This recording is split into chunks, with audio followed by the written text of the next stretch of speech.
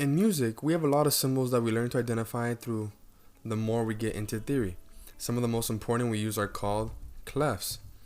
There are 4 clefs total, but right now we are going to focus on the 2 most common, being treble and bass clef. And we can see them right here, how treble looks kind of like a S and bass kind of looks like half of a heart.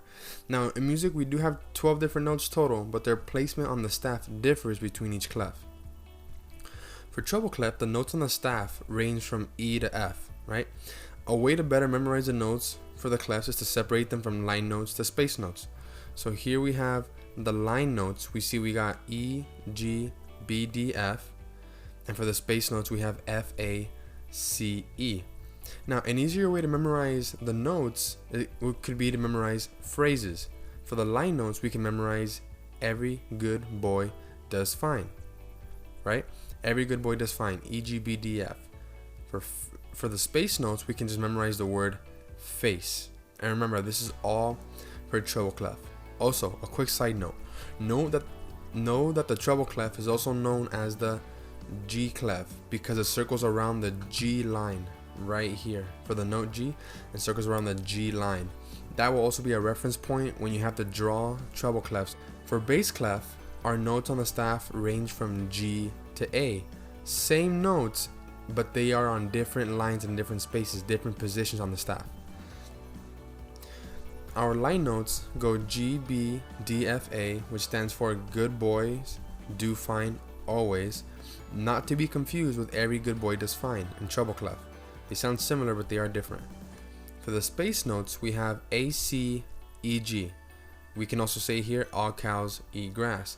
And feel free to come up with your own, whatever phrase helps you the most. I know students that say good burritos don't fall apart, or for the space notes they say all cars eat gas, whatever helps you the most.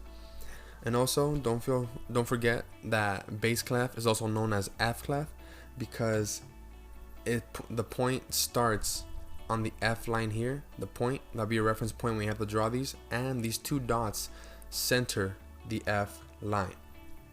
That completes our section on clefs, but we need to talk about the importance of middle C. Now middle C is the note that connects both of the clefs together. Coming out of bass clef into treble, we have this transition note. It is shared between both clefs. You can see here that when we write it in treble, we have the stem up. When we write it in bass, we have the stem down. Okay, and middle C is called middle C because usually whenever you go to write to a keyboard, it is right there in the middle of the keyboard. And it is also known as C4, but we will get into octave registers in a different video. Also, mind these other 2 notes that are not within the staffs.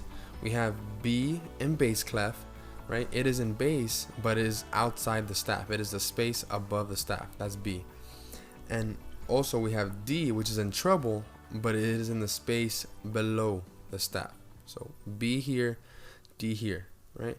That is it. Thank you, and I'll see you in the next video.